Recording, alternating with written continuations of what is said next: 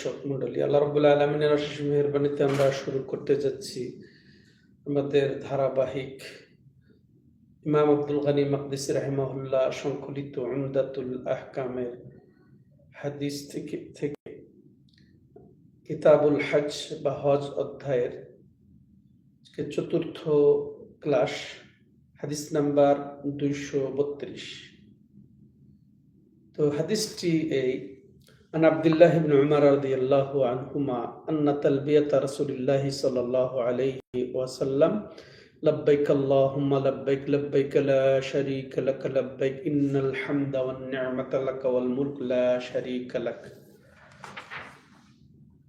قال وكان عبد الله بن عمر يزيد فيها لبيك لبيك وسعديك والخير بيديك والرغبة والإليك والعمل. হাদিস সহিহ বুখারী এবং সহিহ মুসলিমেও এসেছে। তো এখানে হাদিসটির মর্ম হলো যে আব্দুল্লাহ ইবনে উমর রাদিয়াল্লাহু আনহুমা বর্ণনা করছেন যে রাসূলুল্লাহ সাল্লাল্লাহু আলাইহি ওয়াসাল্লামের তালবিয়া ছিল, অর্থাৎ হজ এবং উমরার ইহরামের পরে বা নিয়তের পরে যে তিনি তালবিয়া পাঠ করতেন তা ছিল লব্বাইক আল্লাহুম্মা লব্বাইক লব্বাইক লা শারীকা লাক লব্বাইক ইন্নাল হামদা ওয়ান নি'মাতা লাক ওয়াল মুলক লা শারীকা লাক। এবং আব্দুল্লাহ ইবনে উমর কিছু বাড়তি বলেছেন, যেটা আবার শুনবো আমরা। তো এর অর্থ কি? খুবই গুরুত্বপূর্ণ অর্থ যে হে আল্লাহ, আমি নৈকট্য ও আনুগত্যের জন্য তোমার জবাব দিয়েছি আমি। এরপরে হে আল্লাহ, তোমার তোমার নৈকট্য তোমার আনুগত্যেরই জবাব দিয়েছি। এবং লাব্বাইক লা শারীকা লাকা লাব্বাইক, তোমার কোনো শরীক নেই, আমি উপস্থিত তোমার ডাকে সাড়া দিয়ে বা তোমার আনুগত্যের জন্য, তোমার নৈকট্যের জন্য আমি উপস্থিত। ইন্নাল হামদা, যাবতীয় প্রশংসা, ওয়াল নি'মাতা, এবং যত নিয়ামত তোমারই, ওয়াল মুলক, যত বাদশাহী রাজত্ব মালিকানা তোমারই, লা শারীকা লাক, তোমার কোনোই শরীক নেই। আর দ্বিতীয় বর্ধিত অংশ যেটা আব্দুল্লাহ ইবনে উমর রাদিয়াল্লাহু তাআলা বাড়িয়ে বলতেন লাব্বাইকা লাব্বাইক ওয়া সা'দাইকা ওয়াল খায়রু বিয়াদাইক, ইনি ওইভাবে লাব্বাইকা লাব্বাইকা, যে তোমার আনুগত্যে তোমার নৈকট্যের জন্য আমি উপস্থিত, সাড়া দিয়েছি। ওয়া সা'দাইক, এবং তোমারই সাহায্যের উপরে সাহায্য চাই, এবং সমস্ত কল্যাণ তোমার হাতেই, এবং যত আকাঙ্ক্ষা, যত আকাঙ্ক্ষা আমার সব কিসের জন্য, যে সবই হচ্ছে আমলের, আমল তোমার উদ্দেশ্যে, যত আমল সব আমার আকাঙ্ক্ষা সব তোমার উদ্দেশ্যে। তো এখানে কঠিন শব্দ বলতে লাব্বাইকা বারবার বলা হয় হজ উমরার ইহরামের পরে। লাব্বাইকের অর্থ কি? লাব্বাইয়ের অর্থই হচ্ছে যে জবাব দেওয়া। লাব্বাইয়ের শাব্দিক অর্থই হচ্ছে জবাব দেওয়া। যে নৈকট্য, তোমার নৈকট্য অর্জন, তোমার আনুগত্যের জবাব দিয়ে আমি জবাব দিয়েছি, এটাই মূলত বলা। অর্থাৎ লাব্বাইকা বলা যে হজে উমরায় নিয়তের পরে লাব্বাইক আল্লাহুম্মা লাব্বাইক যেটা বলা। তো এই তালবিয়া আসলে যে বলছি যে বারবার যে আমি উপস্থিত হয়েছি, এটার আসল হচ্ছে যে আল্লাহ রাব্বুল আলামিনের ডাকে সাড়া দিয়ে উপস্থিত, যেটা ইব্রাহিম আলাইহিস সালামের জবান দিয়ে বের হয়েছিল আল্লাহর হুকুমে, ওয়াদ্দিন ফিন নাস বিল হজ, যে তুমি ঘোষণা দিয়ে দাও, তুমি মানুষদেরকে ঘোষণা দিয়ে দাও হজের ঘোষণা। তো এটা আল্লাহর হুকুম হয়েছিল ইব্রাহিম আলাইহিস সালামের উপরে। ইব্রাহিম আলাইহিস সালাম তার মুখ দিয়ে এইভাবে আহ্বান করেছিলেন। যে দেখেন, ওই আহ্বানে আমরা এখন পর্যন্ত ওইটাকে সাড়া দিই।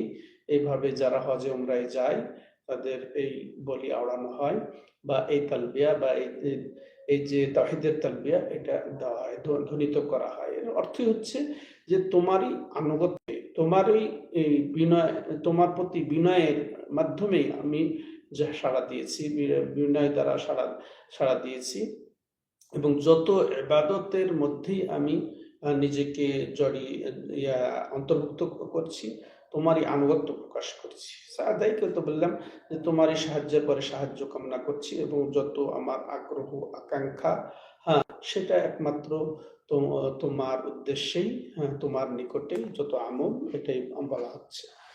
তাহলে এগুলা মর্ম পেলাম আমরা এই তালবিয়ার। এরপরে আমরা শুনবো যে এই হাদিসটির মধ্যে দুটি শিক্ষা আমরা পাবো বা পাচ্ছি। সেটা হচ্ছে কি, যে এহরামরত যারা যে হবে, নারী পুরুষ উভয়ের জন্য এই তালবিয়া হচ্ছে শরীয়ত সম্মত। এটা সবার ঐক্যমতে, সব এমার ঐক্যমতে এটা শরীয়ত সম্মত এবং সুন্নাতে মুআক্কাদা, এটা অতি গুরুত্বপূর্ণ সুন্নাত, এটা বেশি বেশি বলা উচিত। হুম।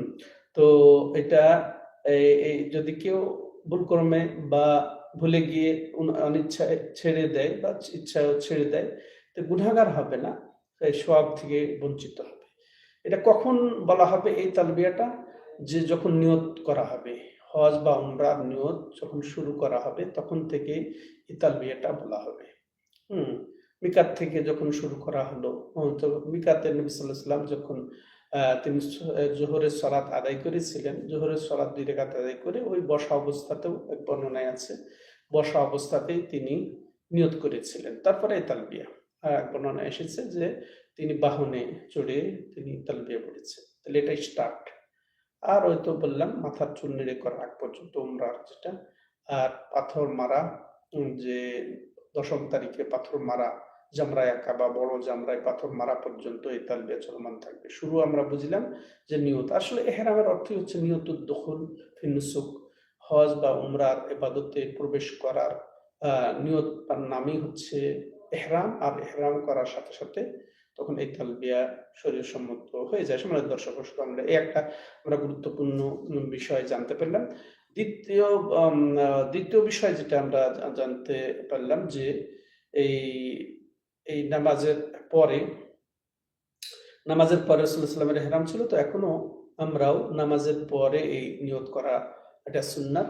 আর সেটা যে কোন নামাজ হতে পারে, তবে এটা আমরা মনে করব না যে এটা ইহরামের সালাত। এটা ইহরামের সালাত না। নবী সাল্লাল্লাহু আলাইহি ওয়াসাল্লাম যোহরের 2 রাকাত সালাতের পর, যেটা ইবনে উমর রাদিয়াল্লাহু তাআলা আনহু স্পষ্ট করেছেন, এটা ছিল যোহরের 2 রাকাত সালাত। তো আমরা ওরকম ফরজ সালাতের সময় হলে ফরজ সালাত পড়েই আমরা ইহরাম করতে পারি বা নিয়ত করতে পারি, বা ফরজ না হলেও আমরা ওযু করেছি, ওযুর 2 রাকাত সুন্নত নিয়ত করতে পারি, বা অন্য কোনো সময়ের, অর্থাৎ চাশতের নামাজ নিয়ত করতে পারি, এগুলা এভাবে।